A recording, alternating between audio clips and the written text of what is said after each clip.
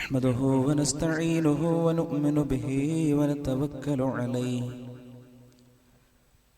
ونعوذ بالله من شرور أنفسنا ومن سيئات أعمالنا من يهده الله فلا مضل له ومن يضلل فلن تجد له وليا مرشدا اللهم صل على محمد وعلى آل محمد كما صليت على إبراهيم وعلى آل إبراهيم إنك حميد مجيد اللهم بارك على محمد وعلى آل محمد كما باركت على إبراهيم وعلى آل إبراهيم إنك حميد مجيد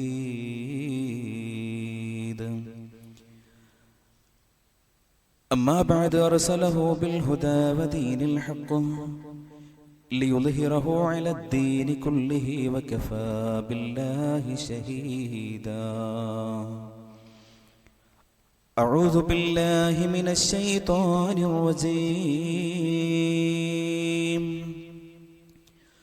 بسم الله الرحمن الرحيم يا أيها الذين آمنوا اتقوا الله حق تقاته ولا تموتن إلا وأنتم مسلمون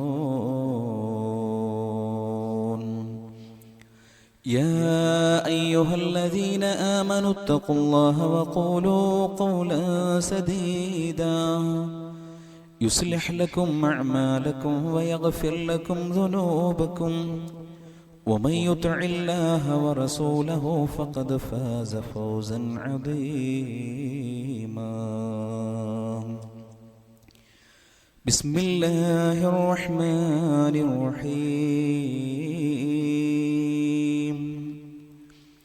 ومن أحسن قولا ممن دعا إلى الله وعمل صالحا وقال إنني من المسلمين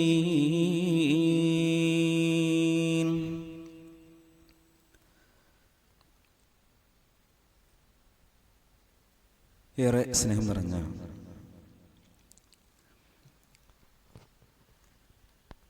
രക്ഷിതാക്കളെ, സഹോദരങ്ങളെ, സഹോദരിമാരെ,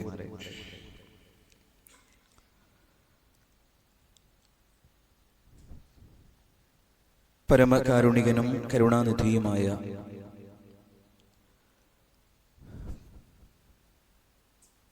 പടച്ചതമ്പുരാന്റെ വിധിയും വിലക്കുകളും നമ്മുടെ ജീവിതത്തിന്റെ എല്ലാ തലങ്ങളിലും നന്നായി പാലിച്ച് ഏറ്റവും നല്ലവരായി ജീവിക്കണേ എന്ന് സ്വന്തത്തെ മറക്കാതെ എല്ലാവരോടുമായി ഓർമ്മപ്പെടുത്തുകയാണ്, ഉപദേശിക്കുകയാണ്. അല്ലാഹു അപ്രകാരം ജീവിച്ച് ആ നിലയ്ക്ക് ഈ ദുനിയാവിൽ നിന്ന് അവസാന യാത്രക്കൊരുങ്ങാനുള്ള മഹത്തായ ഭാഗ്യം നമുക്ക് ഏവർക്കും അല്ലാഹു പ്രദാനം ചെയ്ത് നമ്മെ എല്ലാവരെയും റബ്ബ് അനുഗ്രഹിക്കുകയും ചെയ്യുമാറാകട്ടെ. സഹോദരങ്ങളെ,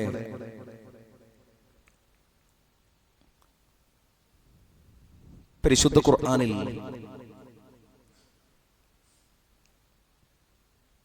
അല്ലാഹു നമ്മളോട് ചോദിക്കുന്ന ഒരു ചോദ്യമുണ്ട്. ആരുണ്ട് നിങ്ങളിൽ ഇവരെക്കാൾ നല്ലവരായിട്ട്? ഈ ആളുകളെക്കാൾ നല്ലവരായി നിങ്ങളെ കൂട്ടത്തിൽ ആരാള്ളത്? അവരാരാണ്? അല്ലാഹു പറഞ്ഞു, വമൻ അഹ്സനു ഖൗലൻ മിമ്മൻ ദആ ഇലല്ലാഹ്. അല്ലാഹു പറയുന്ന ഒന്നാമത്തെ കാര്യം, ഈ ആളുകള് അല്ലാഹുവിലേക്ക് വിളിക്കുന്നവരാണ് പടച്ച തമ്പുരാനിലേക്ക് ക്ഷണിക്കുന്നവരാണ്. ആരുണ്ട് നിങ്ങളിൽ ഇവരെക്കാൾ നല്ലവർ? രണ്ടാമതായി അല്ലാഹു പറഞ്ഞത് വഅമില സ്വാലിഹ, സൽക്കർമ്മങ്ങൾ ഏറ്റവും നന്നായി ചെയ്യുന്നവരാകുന്നു അവർ. അവരെക്കാൾ ആരുണ്ട് നിങ്ങളുടെ കൂട്ടത്തിൽ ഉത്തമരായിട്ട്? മൂന്നാമതായി അല്ലാഹു പ്രഖ്യാപിച്ചൊരു പ്രഖ്യാപനം, വഖാല ഇന്നനി മിനൽ മുസ്ലിമീൻ. ജീവിതത്തിന്റെ ഏതേത് ഘട്ടങ്ങളിലും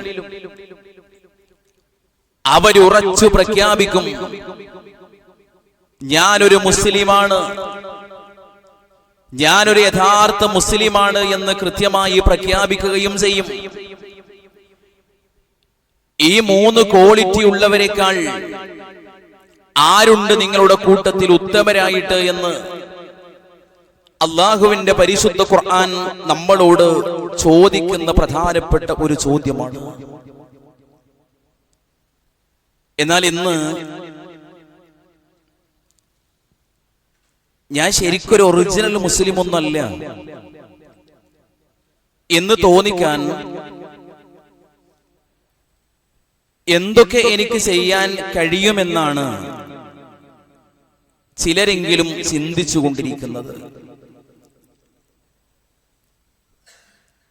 ഞാനൊരു മുസ്ലിമാണെന്ന് പറയുന്നതിനേക്കാൾ ഞാനൊരു എക്സ് മുസ്ലിമാണ് എന്ന് അഭിമാനത്തോടുകൂടെ പറഞ്ഞുകൊണ്ടിരിക്കുന്ന വർത്തമാന കാലഘട്ടത്തിലാണ് നാം ഓരോരുത്തരും ജീവിച്ചുകൊണ്ടിരിക്കുന്നത്. ഇത്തരമൊരവസ്ഥയിലേക്ക് ആളുകളെ നയിക്കുന്ന ചില ഘടകങ്ങളുണ്ട്. അതിലേറ്റവും പ്രധാനപ്പെട്ട ഒന്ന് അപകർഷതാബോധമാണ്. ഞാൻ ശരിക്കൊരു ഒറിജിനൽ മുസ്ലിമാണെന്ന് പറയാനുള്ള ആത്മാഭിമാനമില്ലായ്മ. രണ്ടാമത്തേത് ഇസ്ലാമോഫോബിയ അഥവാ ഇസ്ലാം പേടി. അത് ചില ആളുകൾ ഇങ്ങനെ അജണ്ടയായി കണ്ട് അതിനെ ഇങ്ങനെ വളർത്തിക്കൊണ്ടുവരുമ്പോ അതിനെ പ്രതിരോധിക്കുന്നതിലുള്ള ആശയക്കുഴപ്പങ്ങൾ ഉള്ളതുകൊണ്ട് ഞാൻ ശരിക്കൊരു ഒറിജിനൽ മുസ്ലിമാണെന്ന് പറയാൻ ചില ആളുകൾക്കെങ്കിലും പ്രയാസമുണ്ട്. മൂന്നാമത്തെ ഒരു കാര്യം ഇസ്ലാമിനെ സംബന്ധിച്ചുള്ള അജ്ഞതയാണ്. പാരമ്പര്യമായി ഒരു മുസ്ലിം കുടുംബത്തിൽ ജനിച്ചു, മതം എന്താണെന്നും ദീൻ എന്താണെന്നും വിശുദ്ധ ഖുർആൻ എന്താണെന്നും പരിശുദ്ധ പ്രവാചകൻ എന്താണെന്നും കൃത്യമായി അറിയാതെ വളർന്നു. അങ്ങനെ ദീനുമായി ബന്ധപ്പെട്ട അജ്ഞത ഉള്ളതുകൊണ്ട് ഇത്തരം ഒരു മാനസികാവസ്ഥയിലേക്ക് പുതുതലമുറ എത്തിക്കൊണ്ടിരിക്കുന്നു. നാലാമത്തെ ഒരു കാര്യം, എല്ലാരെയും ആളായി ജീവിച്ചാലേ ഇനി നമുക്കിവിടെ രക്ഷയുള്ളൂ എന്ന ഒരു തോന്നൽ. ഒരു അൾട്രാ സെക്കുലർ മുസ്ലിമായി ജീവിച്ചാലേ ഇനി നമുക്ക് മുന്നോട്ട് പോകാൻ കഴിയുകയുള്ളൂ എന്ന ധാരണയോടുകൂടെ മുന്നോട്ട് പോയിക്കൊണ്ടിരിക്കുന്ന ആളുകളെയും ഇപ്പോ നമുക്ക് കാണാൻ കഴിയും. അതുകൊണ്ട് തന്നെ ഈ ഒരു സമയത്ത് വളരെ പ്രധാനപ്പെട്ട ചില കാര്യങ്ങൾ ഇത്തരം സാഹചര്യത്തിൽ നാം ഓരോരുത്തരും അറിയേണ്ടതുണ്ട്. അതിലേറ്റവും പ്രധാനപ്പെട്ട ഒന്ന്, നമ്മുടെയൊക്കെ മനസ്സിൽ നമ്മൾ ഉണ്ടാക്കിയെടുക്കേണ്ട ഏറ്റവും പ്രധാനപ്പെട്ട ഒന്നാമത്തെ കാര്യം, സഹോദരങ്ങളെ, ഇസ്ലാം മാത്രമാണ് ശരി എന്ന ഉറച്ച ബോധ്യം നമ്മുടെ മനസ്സുകളിൽ ഉണ്ടാക്കിയെടുക്കാൻ നമുക്ക് കഴിയണം. പല ആളുകൾക്കും ഇസ്ലാം മാത്രമാണ് ശരി എന്ന് പറയാൻ പോലും പേടിയാണ്. എന്താ സഹോദരങ്ങളെ അങ്ങനെ പറയുന്നതിന് പ്രശ്നം? അവിടെ എവിടെ വർഗീയത വരുന്നത്?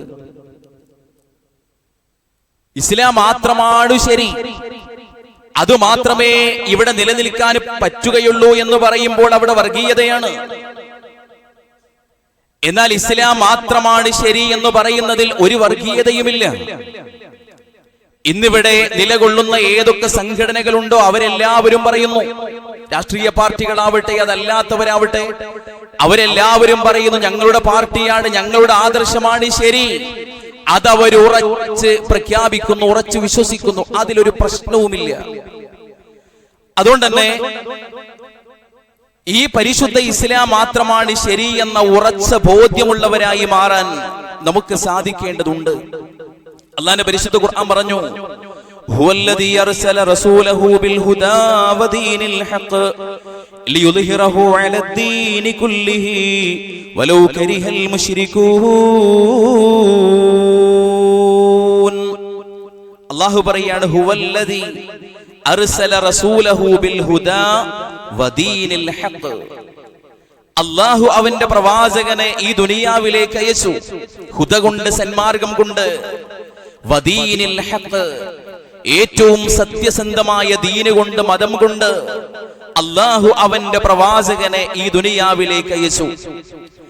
ഇനിയോ ലിയുദ്ഹിറഹു അലദ്ദീനി കുല്ലിഹി, അല്ലാഹു പറയാണ് എല്ലാ മതത്തെക്കാളും ഈ പരിശുദ്ധമായ മതത്തെ വെളിപ്പെടുത്താൻ വേണ്ടിയാണ് പടച്ചോനത് ചെയ്തത്. വലൗ കരിഹൽ മുശ്രികൂൻ, ഇവിടെയുള്ള മുശ്രിക്കുകൾ, നിഷേധികൾ ഈ മതത്തെ എത്ര വെറുത്താലും അവന്റെ മതത്തെ അവൻ ഇവിടെ വെളിപ്പെടുത്തുക തന്നെ ചെയ്യുമെന്ന് അല്ലാഹുവിന്റെ പരിശുദ്ധ ഖുർആൻ കൃത്യമായി നമ്മളെ പഠിപ്പിക്കുകയാണ്. ഇന്നദ്ദീന ഇൻദല്ലാഹിൽ ഇസ്ലാം, ഇന്നദ്ദീന ഇൻദല്ലാഹിൽ ഇസ്ലാം. പടച്ചോന്റെ അരികിൽ അവൻ തൃപ്തിപ്പെടുന്ന മതം അത് പരിശുദ്ധമായ ഇസ്ലാം മാത്രമാണ് എന്ന് പരിശുദ്ധ ഖുർആൻ കൃത്യമായി നമ്മളെ പഠിപ്പിക്കുന്നുണ്ട്. വമയ്യബ്തഗി ഗൈറൽ ഇസ്ലാമി ദീനാ ഫലൻ യുഖ്ബല മിൻഹു വഹുവ ഫിൽ ആഖിറതി മിനൽ ഖാസിരീൻ. അല്ലാഹു തആല നമ്മളോട് പറയാണ്, വമയ്യബ്തഗി ഗൈറൽ ഇസ്ലാമി ദീനാ, ഇസ്ലാം മതമല്ലാത്ത വേറെ ഏതൊക്കെ പ്രത്യയശാസ്ത്രങ്ങളുണ്ടോ, ഇസങ്ങളുണ്ടോ, മതങ്ങളുണ്ടോ, ദർശനങ്ങളുണ്ടോ, അതൊക്കെ ഒരു മനുഷ്യൻ അവന്റെ ദീനായി സ്വീകരിച്ചു കഴിഞ്ഞാൽ ഫലൻ യുഖ്ബല മിൻ, അത് അവനിൽ നിന്ന് റബ്ബ് സ്വീകരിക്കുകയില്ല. വഹുവ ഫിൽ ആഖിറതി മിനൽ ഖാസിരീൻ, നാളെ പരലോകത്ത് എല്ലാം നഷ്ടപ്പെട്ടവനായി, എല്ലാം തുലഞ്ഞവനായി ഈ മനുഷ്യൻ മാറുകയും ചെയ്യുമെന്ന് പരിശുദ്ധ ഖുർആൻ. റബ്ബ് പറയാണ്, പടച്ചോന്റെ അരികിൽ സ്വീകാര്യമായ മതം അത് ഇസ്ലാം മാത്രമേ ഉള്ളൂ എന്ന് കൃത്യമായി ഇസ്ലാം നമ്മളെ പഠിപ്പിക്കുന്നു. മാത്രവുമല്ല, മഹാനായ റസൂലുള്ളാഹി സ്വല്ലല്ലാഹു അലൈഹി വസല്ലം തങ്ങൾ പറഞ്ഞു, ഈ മതമാണ് ഞാൻ തൃപ്തിപ്പെട്ട മതം, ഈ മതത്തെയാണ് ഞാൻ തൃപ്തിപ്പെട്ടിരിക്കുന്നത്, അതിനെയാണ് ഞാൻ നിങ്ങൾക്ക് പകർന്നു നൽകിയിരിക്കുന്നത് എന്ന് മഹാനായ റസൂലുള്ളാഹി സ്വല്ലല്ലാഹു അലൈഹി വസല്ലം നമ്മളെ പഠിപ്പിക്കുന്നത് നമുക്ക് ഓരോരുത്തർക്കും കാണാൻ കഴിയും. അതുകൊണ്ട് തന്നെ സഹോദരങ്ങളെ, ഈ ഒരു പുതിയ കാലഘട്ടത്തിൽ ഇത്തരം ഒരു ചിന്ത നമ്മുടെ മനസ്സുകളിൽ ഉണ്ടാവേണ്ടതുണ്ട്. ലോകത്ത് ഇഷ്ടം പോലെ ഇസങ്ങളും പ്രത്യയശാസ്ത്രങ്ങളും മതങ്ങളും ദർശനങ്ങളും ഒക്കെ ഉണ്ടെങ്കിലും എന്റെ മതം അതാണ് അല്ലാഹുവിന്റെ അരികിൽ സ്വീകാര്യയോഗ്യമായ മതം എന്ന ഒരു ബോധ്യം നമ്മുടെ മനസ്സുകളിൽ ഉണ്ടാക്കിയെടുക്കാൻ നമുക്ക് കഴിയേണ്ടതുണ്ട്. രണ്ടാമതായി നമ്മൾ ഓരോരുത്തരും മനസ്സിലാക്കേണ്ട ഒരു കാര്യം, സഹോദരങ്ങളെ, ഇത്ര ഉന്നതമായ ഒരു മതം നമുക്കുണ്ടായിട്ട്, കാരുണ്യവാനായ ഒരു നാഥനുണ്ടായിട്ട്, വിശുദ്ധനായ ഒരു പ്രവാചകനുണ്ടായിട്ട്, ഏത് തലമുറകളെയും അതിജയിക്കാൻ കഴിയുന്ന ഉന്നതമായ ഒരു വേദഗ്രന്ഥത്തിന്റെ ആളായി ജീവിക്കാൻ കഴിഞ്ഞിട്ട്, സഹോദരങ്ങളെ, എന്നിട്ടും പ്രതാപമൊക്കെ മറ്റുള്ളതിൽ നിന്ന് നമ്മൾ ഓരോരുത്തരും പ്രതീക്ഷിച്ചു കഴിഞ്ഞാൽ നമ്മളെ പടച്ചോന് നിന്ദ്യരാക്കുമെന്ന് പരിശുദ്ധ ഇസ്ലാം നമ്മളെ പഠിപ്പിക്കുന്ന വിഷയമാണ്. റബ്ബ് പറയാണ്, ഫലില്ലാഹിൽ ഇസ്സതു ജമീഅ, അല്ലാഹുവിന്റെ അരികിലാണ് മനുഷ്യരെ എല്ലാ പ്രതാപവും ഉള്ളത്. എല്ലാ ഇസ്സത്തുമുള്ളത് എന്ന് റബ്ബ് കൃത്യമായി നമ്മളെ പഠിപ്പിക്കുകയാണ്. അപ്പൊ ഈ മതമല്ലാത്ത ഒന്നിൽ നിന്ന് നമ്മൾ ഓരോരുത്തരും പ്രതാപം സ്വീകരിക്കാൻ, അത് പ്രതീക്ഷിക്കാൻ നിന്നാൽ അവരെ പടച്ചോന് നിന്ദ്യരാക്കുകയാണ് ചെയ്യുക എന്ന് ഇസ്ലാം നമ്മളെ പഠിപ്പിക്കുന്നുണ്ട്. മഹാനായ ഉമർ ഇബ്നുൽ ഖത്താബ് റളിയല്ലാഹു അൻഹു അദ്ദേഹം പറഞ്ഞല്ലോ, ഇന്നാ കുന്ന അദല്ല ഖൗമിൻ ഫഅസ്സനല്ലാഹു ബിൽ ഇസ്ലാം. നമ്മളൊരു സമയത്ത് ആരായിരുന്നു? നമ്മൾ ഏറ്റവും നിസ്സാരന്മാരായിരുന്നു നമ്മൾ ഓരോരുത്തരും. എന്നാൽ പടച്ചോന്റെ ഈ പരിശുദ്ധമായ മതത്തിലൂടെ പടച്ചോന് നമുക്ക് എത്ര വലിയ ഉന്നതിയാണ്, മഹത്വമാണ് നമുക്ക് നൽകിയത്. ഇതിലൂടെ അവൻ നമ്മളെ ആദരിച്ചിരിക്കുകയാണ്. ഫമഹ്മാ ഇബ്തഗൈനൽ ഇസ്സത ബിഗൈരി മാ അഅസ്സനല്ലാഹു ബിഹി അദല്ലനല്ലാഹ്. പടച്ചോനെ ഈ മഹത്വം നൽകിയ മാർഗമല്ലാത്ത മറ്റൊരു മാർഗത്തെ നാം തേടിയാൽ അല്ലാഹു തആല നമ്മെ നിന്ദ്യരാക്കി കളയുമെന്ന് മഹാനായ ഇസ്ലാമിന്റെ രണ്ടാമത്തെ ഖലീഫ നമ്മളെ അറിയിക്കുന്നത് പ്രിയപ്പെട്ടവരെ നമുക്ക് ഓരോരുത്തർക്കും കാണാൻ കഴിയും. അതുകൊണ്ട് തന്നെ ഇത്രയും പരിശുദ്ധമായ ഒരു മതത്തിന്റെ അനുയായികളായി ജീവിക്കാൻ ശരിക്കും നമുക്ക് പറ്റിയിട്ട് പ്രതാപം മറ്റുള്ളവയിൽ നിന്ന് നമ്മൾ സ്വീകരിക്കാൻ നിന്നാൽ എന്താ സംഭവിക്കുക? പടച്ചോന് നമ്മുടെ ഉയർച്ചയിൽ നിന്ന് നിന്ദ്യതയിലേക്ക് എത്തിക്കുകയാണ് ചെയ്യുക എന്ന് കൃത്യമായി ഇസ്ലാം നമ്മളെ പഠിപ്പിക്കുന്നത് നമുക്ക് കാണാൻ കഴിയും. മൂന്നാമതൊരു കാര്യം, ഇന്ന് എല്ലാ വിഷയത്തിലും ശരിക്ക് മയപ്പെടുത്തലുകൾ നമുക്ക് കാണാൻ കഴിയും. ഏത് വിഷയാവട്ടെ ആ വിഷയത്തിലൊക്കെ വലിയ മയപ്പെടുത്തലുകൾ നമുക്ക് കാണാൻ കഴിയും. പർദ്ദയാണോ പ്രശ്നം? എന്നാ പർദ്ദ വേണ്ട നോക്കുക. താടി നീട്ടി വളർത്തിയതാണോ പ്രശ്നം? എന്നാ കുറച്ച് കുറക്കുക. താടി അത് നിർത്താൻ തന്നെ പാടില്ല, എന്നാൽ വടിക്കുക. നിസ്കാരത്തിന്റെ തഴമ്പ് ഇവിടെ ഉണ്ടാകാൻ പാടില്ല, അതൊന്നും ശരിക്കും ഒരു സെക്യുലർ സമുദായത്തിൽ അങ്ങനെ പാടില്ല എന്നൊക്കെ ചില ആളുകൾ ഇങ്ങനെ പറയുമ്പോ എന്നാ ശരി, നിസ്കരിക്കുന്ന സമയത്ത് എന്ത് ചെയ്യാം? തല ഒന്ന് പതുക്കെ കുത്തിവെക്കാം. ഈ നിലക്ക് ചിന്തിച്ചു കൊണ്ടിരിക്കുന്ന ആളുകളെ ശരിക്ക് നമുക്ക് ഓരോരുത്തർക്കും കാണാൻ കഴിയും. എല്ലാവർക്കും ഇങ്ങനെ പറ്റുന്ന ആളായിട്ട് ഇങ്ങനെ ജീവിച്ചു കൊണ്ടിരിക്കുന്ന ഒരവസ്ഥ. സഹോദരങ്ങളെ, ഇങ്ങനെ ജീവിച്ചാൽ ആളുകൾക്ക് തൃപ്തിപ്പെടുമോ? അള്ളാന്റെ പരിശുദ്ധ ഖുർആൻ നമ്മളോട് പറയുകയാണ്, നീ എത്ര മയപ്പെടുത്തിയാലും ചില ആളുകൾക്ക് അതുകൊണ്ടൊന്നും തൃപ്തി വരികയില്ല. അല്ലാഹു പറയുന്നു, നോക്കൂ നിങ്ങൾ, വലൻ തറുല്ലാ അൻകൽ യഹൂദു വലൻ നസ്വാറാ ഹത്താ തത്തബിഅ മില്ലതഹും ഖുൽ ഇന്ന ഹുദല്ലാഹി ഹുവൽ ഹുദാ. റസൂലുള്ളാഹി സ്വല്ലല്ലാഹി അലൈഹി വസല്ലമയോട് പടച്ചോൻ പറയാണ്, നബിയേ, താങ്കളെ എത്ര മയപ്പെടുത്തിയാലും ചില ആളുകൾക്ക്, യഹൂദികൾക്ക്, ക്രൈസ്തവർക്ക് നിന്നെ തൃപ്തിപ്പെടുത്താൻ സാധ്യമല്ല. ഏതുവരെ എന്നറിയുമോ? ഹത്താ തത്തബിഅ മില്ലതഹും, നീ അവരിലേക്ക് ചായുന്നതുവരെ, നീ അവരിലേക്ക് ചായുന്നതുവരെ, അവരെ ആളായി ജീവിക്കുന്നതുവരെ, ദീനുമായി ബന്ധപ്പെട്ട ഏത് വിഷയം നീ എത്ര മയപ്പെടുത്തിയാലും അവർക്ക് അതൊരു മയമായി മാറുകയില്ല. എന്നിട്ട് റബ്ബ് പറയുകയാണ്, ഖുൽ ഇന്ന ഹുദല്ലാഹി ഹുവൽ ഹുദാ. നബിയേ, താങ്കൾ അറിയണം, പടച്ചോന്റെ മാർഗദർശനമാണ് യഥാർത്ഥത്തിലുള്ള മാർഗദർശനം. അതുകൊണ്ട് മയപ്പെടുത്താതെ, അഡ്ജസ്റ്റ് ചെയ്യാതെ മുന്നോട്ട് പോകണമെന്നാണ് അള്ളാഹുവിന്റെ പരിശുദ്ധ ഖുർആൻ കൃത്യമായി നമ്മെ ഓരോരുത്തരെയും ബോധ്യപ്പെടുത്തുന്നത്. ദീനീ രംഗത്ത് മയപ്പെടുത്തലുകൾ ഒരിക്കലും പാടില്ല. ദീനിയായി ജീവിക്കണമെന്നാണ് ഇസ്ലാമിന്റെ കാഴ്ചപ്പാട്.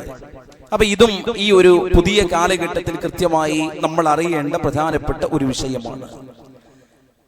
നാലാമതായി, ഈ ആളുകൾ ചോദിച്ചുകൊണ്ടിരിക്കുന്ന ഒരു ചോദ്യം, ഈ കാലത്ത് എന്തിനാണ് ഇത്ര കടുംപിടുത്തം നമ്മൾ പിടിക്കുന്നത്? നമ്മൾ ശരിക്കും നമ്മളെ ഐഡന്റിറ്റി ഒക്കെ തൽക്കാലൊന്ന് മറച്ചു വെച്ച് അങ്ങനെ അങ്ങോട്ട് മുന്നോട്ട് പോയാൽ പോരെ? എല്ലാതും ശരിക്കും ഒന്ന് അഡ്ജസ്റ്റ് ചെയ്ത് എല്ലാരെയും ആളായിട്ട് അങ്ങോട്ട് മുന്നോട്ട് പോയാൽ പോരെ എന്ന് ആളുകൾ ചോദിച്ചു കൊണ്ടിരിക്കുന്നത് നമുക്ക് ഓരോരുത്തർക്കും കാണാൻ കഴിയും. അങ്ങനെ ജീവിക്കാൻ പറ്റും സഹോദരങ്ങളെ? നമുക്ക് ഒരു മുസ്ലിമിനെ അങ്ങനെ ജീവിക്കാൻ കഴിയുമോ?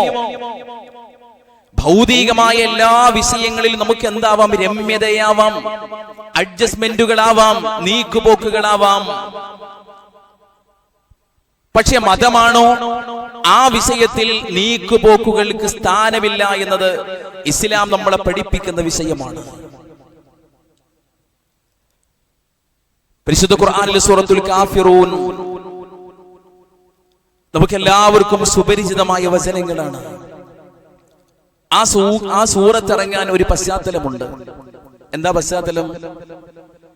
റസൂലുള്ളാഹി സ്വല്ലല്ലാഹി അലൈഹി വസല്ലമയോട് ആ കാലഘട്ടത്തിലെ മുശ്രിക്കുകൾ ചെന്ന് നബി സല്ലല്ലാഹി അലൈഹി വസല്ലമയോട് പറയാ, നബിയേ, ഞങ്ങൾ ആരാധിച്ചു കൊണ്ടിരിക്കുന്ന ഈ വിഗ്രഹങ്ങളെ നിങ്ങൾ ഇങ്ങനെ കാണുന്ന സമയത്ത് ഒന്നിങ്ങനെ വിശീത മതി, ഇങ്ങനെ കാട്ടിയാൽ മതി. അപ്പോഴാണ് സൂറത്ത് ഇറങ്ങുന്നത്. പ്രവാചകൻ സല്ലല്ലാഹു അലൈഹി വസല്ലമ തങ്ങളോട് അല്ലാഹു പറയാണ്, നബിയേ, അത് പറ്റൂലെന്ന്.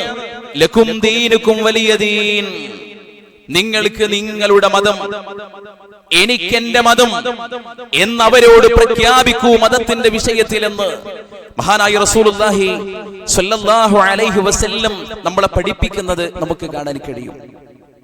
മതങ്ങൾ തമ്മിലല്ല സൗഹാർദ്ദങ്ങൾ വേണ്ടത്, മറിച്ച് മനുഷ്യര് തമ്മിലാണ് സൗഹാർദ്ദം വേണ്ടത്. നമ്മള് ഒരു ഗ്ലാസ്സിലേക്ക് ശരിക്ക് കയ്പുള്ള വസ്തുവും കുറച്ച് വെള്ളം അതിലിങ്ങനെ നിറച്ചിട്ട് കുറെ കയ്പുള്ള കുറെ ഉപ്പ് അതിലേക്കിട്ടു, മധുരം അതിലേക്കിട്ടു, പുളി അതിലേക്കിട്ടു. അങ്ങനെ ഇട്ടാൽ എന്താ സംഭവിക്കുക? ഇതൊന്നുമല്ലാത്ത പുതിയൊരു രുചിയായി ശരിക്കത് മാറുകയാണ് ചെയ്യുക.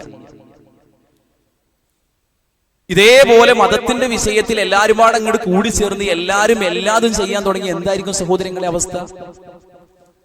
അതുകൊണ്ട് മതമൊന്ന് വേറെ തന്നെയാണ്. മതത്തിൽ സൗഹാർദ്ദങ്ങളില്ല, മനുഷ്യര് തമ്മിലാണ് സൗഹാർദ്ദങ്ങൾ വേണ്ടത് എന്നത് കൃത്യമായി നാം ഓരോരുത്തരും മനസ്സിലാക്കേണ്ടതുണ്ട്. എന്നാൽ ആൾക്കാർ എന്ന് ബന്ധിച്ചാൽ ജനങ്ങളെ തൃപ്തി അങ്ങോട്ട് കിട്ടിയാൽ മതി, പടച്ചോൻ എന്തായാലും പ്രശ്നമില്ല. അതുകൊണ്ട് മതം ഏത് നിലക്കും വ്യാഖ്യാനിക്കുകയും മതവുമായി ബന്ധപ്പെട്ട വിഷയത്തിൽ എന്ത് ചെയ്യാനും എന്ത് എതിര് ചെയ്യാനും ആളുകൾ ശ്രദ്ധിച്ചുകൊണ്ടിരിക്കുന്ന പുതിയ ഒരു കാലഘട്ടത്തിലാണ് നമ്മൾ ജീവിച്ചുകൊണ്ടിരിക്കുന്നത്. നോക്കൂ നിങ്ങൾ, മഹാനായ റസൂലുള്ളാഹി സ്വല്ലല്ലാഹു അലൈഹി വസല്ലം തങ്ങൾ പറഞ്ഞു, മനിൽ തമസ റിദല്ലാഹ് ബിസഖ്തിൻ നാസ് റളിയല്ലാഹു അൻഹു. മനിൽ തമസ റിദല്ലാഹ്, ഒരാൾ അല്ലാഹുവിന്റെ തൃപ്തിയാണ് ഒരാൾ തേടുന്നത്. എങ്ങനെ? ബിസഖ്തിൻ നാസ്, പടച്ചോൻ പറഞ്ഞ ആ കാര്യം ഞാൻ എൻ്റെ ജീവിതത്തിലേക്ക് ഞാൻ ശരിക്കും കൊണ്ടുവരികയാണ്. അതിനാളുകളെ ആരും എതിർത്താലും എനിക്ക് പ്രശ്നമില്ല, അത് ഞാൻ എൻ്റെ ജീവിതത്തിലേക്ക് കൊണ്ടുവരും. ആളുകൾ എന്നോട് കോപിച്ചാലും ശരി.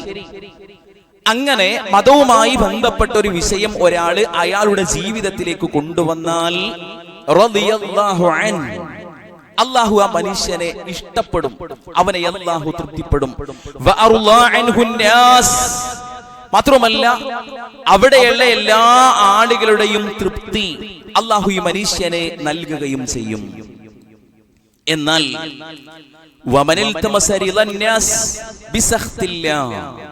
അല്ലാഹുവിനോട് കോപിച്ചാലൊന്നും എനിക്ക് പ്രശ്നമല്ല, പക്ഷെ ആൾക്കാരെന്ത് ചെയ്യണം? ഓലെ സ്നേഹം ശരിക്കും എനിക്ക് കിട്ടണം എന്നു തീരുമാനിച്ച് ഒരാളൊരു കാര്യം പടച്ചോനെതിരായി ചെയ്താൽ എന്താ സംഭവിക്കാന്നറിയോ? അല്ലാഹു പറയാണ്, സഖിതല്ലാഹു അലൈഹി, അല്ലാഹു ആ മനുഷ്യനോട് കോപിക്കും. വഅസ്ഖത അലൈഹിൻ നാസ്, മാത്രവുമല്ല വഴിയെ ജനങ്ങളെല്ലാവരും ഈ മനുഷ്യനെതിരാവുന്ന സാഹചര്യം വരികയും ചെയ്യുമെന്ന് മഹാനായ റസൂലുള്ളാഹി സ്വല്ലല്ലാഹു അലൈഹി വസല്ലം നമ്മളെ പഠിപ്പിക്കുകയാണ്. അപ്പൊ അതുകൊണ്ട് തന്നെ സഹോദരങ്ങളെ, ജീവിതത്തിന്റെ ഏതു പ്രതികൂലമായ സാഹചര്യമാണെങ്കിലും പടച്ചോനെ എതിരായിട്ട് ജനങ്ങളുടെ തൃപ്തി നേടുന്ന ഒരു സാഹചര്യം ഒരിക്കലും നമ്മുടെ ജീവിതത്തിൽ ഉണ്ടാവാൻ പാടില്ല. നജാശി രാജാവിന്റെ കൊട്ടാരത്തിലേക്ക് മഹാനായ ജഅഫർ ബിൻ അബീ ത്വാലിബ് റളിയല്ലാഹു അൻഹു ചെന്ന സന്ദർഭം ഇസ്ലാമിക ചരിത്രത്തിൽ സുപരിചിതമാണ്. ക്രിസ്ത്യാനിയായ നജാശി രാജാവ് ഇദ്ദേഹത്തോട് ചോദിക്കുകയാണ് ഈസാ അലൈഹിസ്സലാമിനെ സംബന്ധിച്ച്.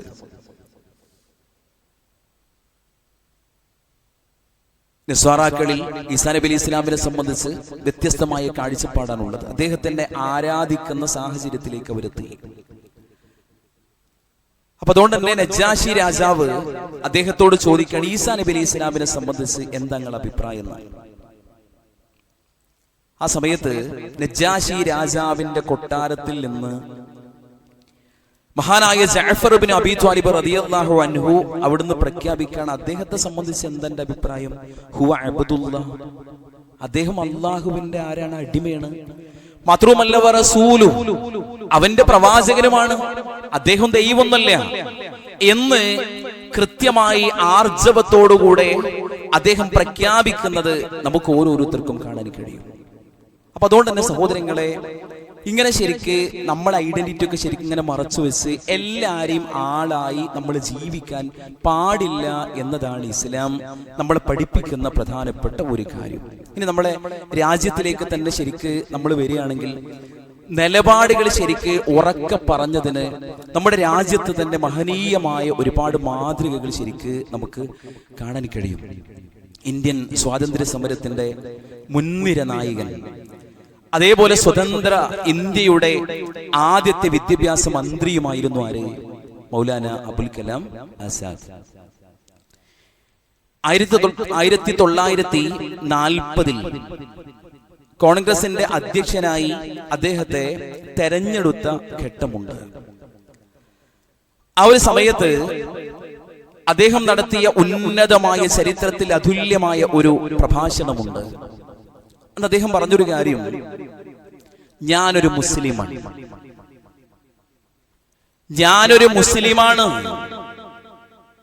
ഒരു മുസ്ലിമാണെന്ന പാരമ്പര്യത്തിൽ ഞാൻ അഭിമാനിക്കുന്നുണ്ട്. പരിശുദ്ധ ഇസ്ലാമിന്റെ 13 നൂറ്റാണ്ട് കാലത്തെ മഹത്തായ സംസ്കാരവും ചരിത്രവും എന്റെ പക്കലുണ്ട്. അതിന്റെ ചെറിയ ഒരംശം പോലും വിട്ടുകൊടുക്കാൻ ഞാൻ തയ്യാറല്ല. മാത്രവുമല്ല, ഞാനൊരു മുസ്ലിമായിരിക്കുന്നത് പോലെ തന്നെ ഞാനൊരു ഇന്ത്യക്കാരനാണ് എന്നതിൽ എനിക്കങ്ങേയറ്റം അഭിമാനമുണ്ട്. ഞാൻ ഇന്ത്യൻ ദേശീയതയുടെ അഭിവാജ്യ ഘടകമാണ് എന്ന് അദ്ദേഹം സംസാരിച്ചത് സഹോദരങ്ങളെ നമുക്ക് ഓരോരുത്തർക്കും കാണാൻ കഴിയും. അങ്ങനത്തെ സുന്ദരമായ ഒരു പാരമ്പര്യമുള്ള നാട്ടിൽ ജീവിച്ചുകൊണ്ടിരിക്കുന്ന ആളുകളാണ് എല്ലാത്തിനും ശരിക്കും മയപ്പെടുത്തി അഡ്ജസ്റ്റ് ചെയ്ത് എന്തിനെയൊക്കെയോ ആർക്കൊക്കെയോ വേണ്ടി ജീവിച്ചു കൊണ്ടിരിക്കുന്നത്. അതുകൊണ്ട് തന്നെ സഹോദരങ്ങളെ, ഈ ഒരു പുതിയ കാലത്ത് ഇത്തരം ഒരു സാഹചര്യം ഒരിക്കലും നമ്മുടെ ജീവിതത്തിൽ ഉണ്ടാവാൻ പാടില്ല.